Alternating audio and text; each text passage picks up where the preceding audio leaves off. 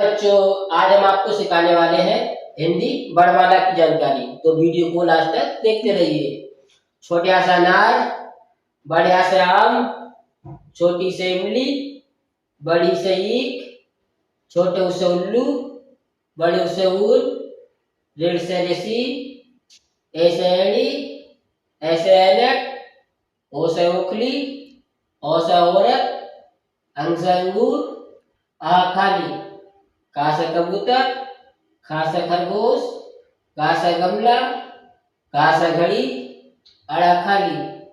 चा से चरखा, छा से छतरी, जा से जग, जा से झंडा, कुआ खाली, टा से टमाटर, ठा से ठेला, डा से डमरू,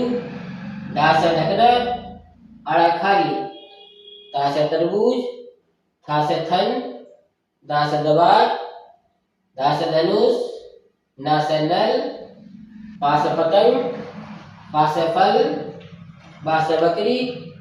बा से भालू, मा से मछली, या से यज्ञ, रा से रथ, ला से लट्टू, बा से बन, सा से शलजम, सा से षटकोण, सा से शेर, हा से हिरण,